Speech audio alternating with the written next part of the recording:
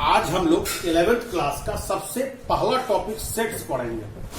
पहले हम जानते हैं कि सेट वर्ड को किसने इंट्रोड्यूस किया था। सेट वर्ड को इंट्रोड्यूस मैथमेटिक्स में किए थे ग्रीक मैथमेटिशियन जिनका नाम था George canter.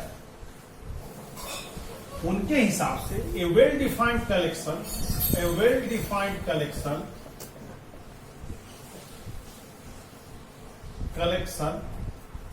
Is called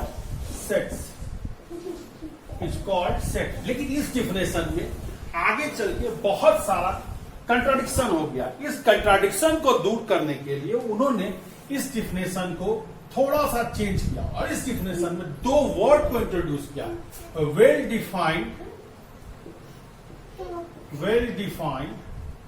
distinct and distinguishable.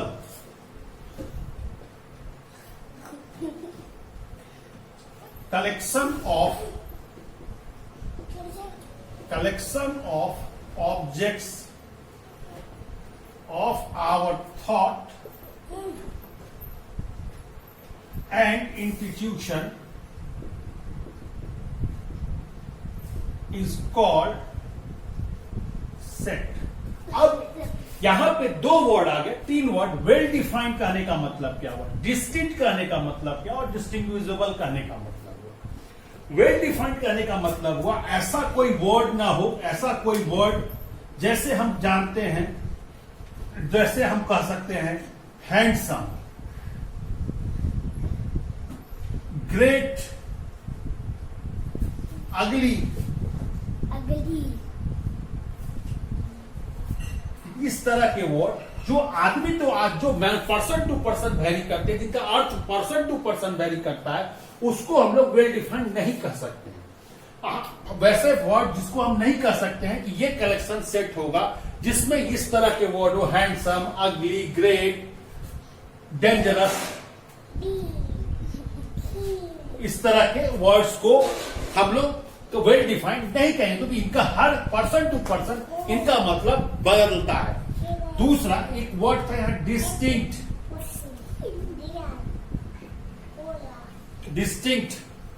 Distinct क्या कहने का मतलब हुआ कि इसमें जो वर्ड है, जो कलेक्शन में एक बार वर्ड आएंगे उनका रिपीटेशन नहीं होगा। Repetition is not allowed. इस कलेक्शन में रिपीटेशन अलाउड नहीं होगा। दूसरा हमारे पास एक वर्ड आया डिस्टिंग्विशेबल। डिस्टिंग्विशेबल वर्ड को समझना बहुत जरूरी है। डिस्टिंग्विशेबल वर्ड कहने का मतलब हुआ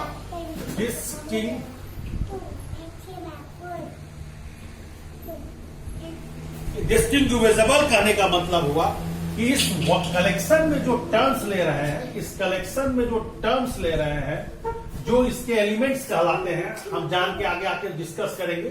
जो एलिमेंट्स कहलाते हैं उनमें क्या डिफरेंस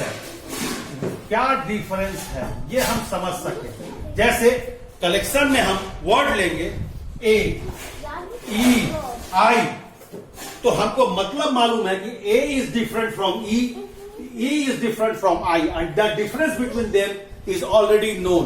तो हम इस तीनों वर्ड्स के मतलब को समझेंगे। अगर हम इस तीनों वर्ड्स के मतलब को नहीं समझते हैं तो हम सेट्स के बारे में समझना मुश्किल होगा।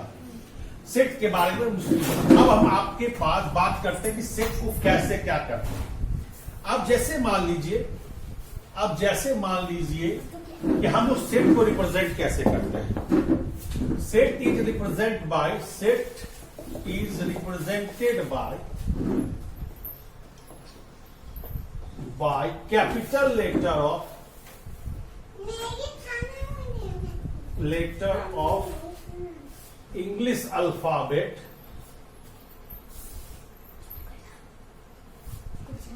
A, B, C dot dot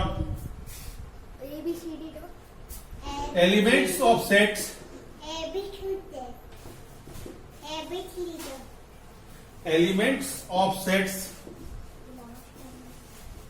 is represented by a small letter of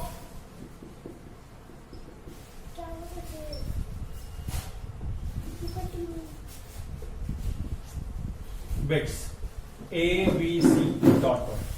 अब जैसे मान लीजिए सबसे पहले हम देखेंगे कि मान लीजिए कि कोई एक ऐसा कलेक्शन इस ABCD इसको हम सेट कह सकते हैं कि नहीं कह सकते हैं। अब ये जो है इसको ब्रेकल्स कहते हैं।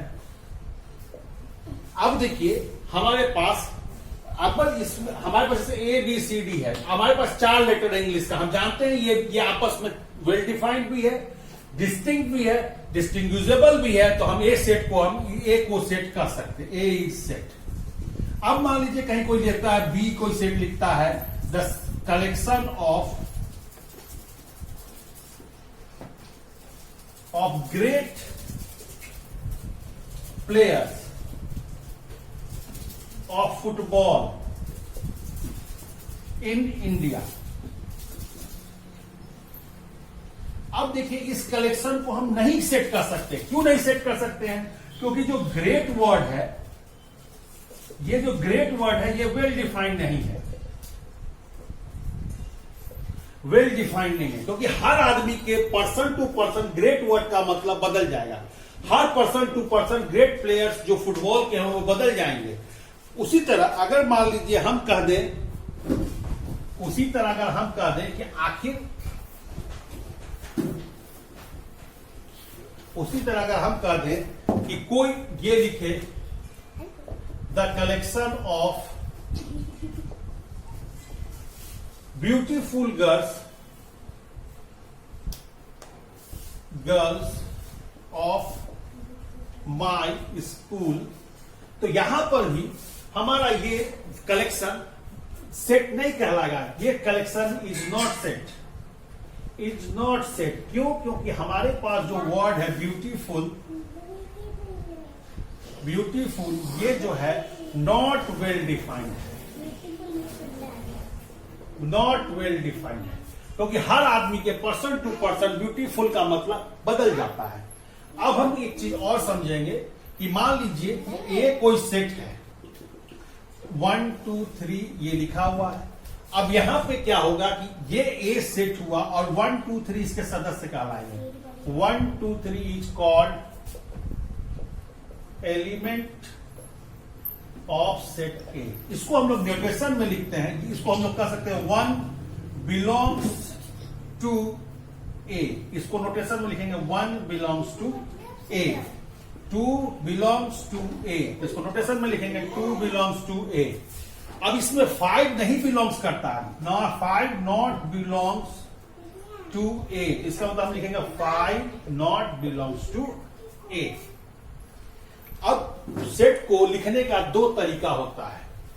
फॉर्मेशन ऑफ सेट्स का 2 तरीका होता है, हम उसके बारे में बात करेंगे। फॉर्मेशन ऑफ सेट्स के बारे में, फॉर्मेशन ऑफ सेट्स के बारे में हम बात करेंगे। फॉर्मेशन ऑफ सेट का 2 तरीका होता है कि किसी भी सेट के फॉर्मेशन को किस तरह किया जाए। फॉर्मेशन ऑफ सेट्स इसका 2 तरीका होता है। पहला कहलाता है roster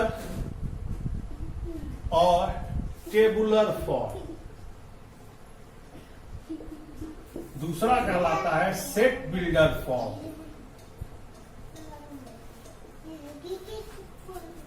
set builder form, roster और टेबुलर फॉर्म। दूसरा कहलाता है set builder form, set builder form. अब देखिए टेबुलर फॉर्म में या इसको रोस्टर फॉर्म में, फॉर्म में क्या होता है?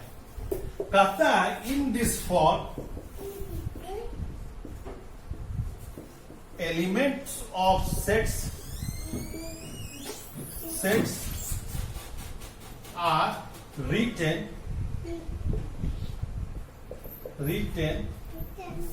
within braces and separated to each other by comma। जैसे अगर कोई सेट हम लिख रहे हैं A is equal to AEIOU, तो इसका मतलब है ये रोस्टर में है या टेबुलर में है, या टेबुलर में है।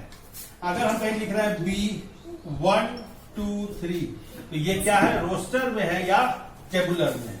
अगर किसी सेट के सदस्य अगर वहां पे रिप्रेजेंट लिख दिए जाएंगे तो उसको हम लोग कहते हैं कि वो रोस्टर में है या टेबुलर फॉर्म में है, रोस्टर में है या टेबुलर फॉर्म में है।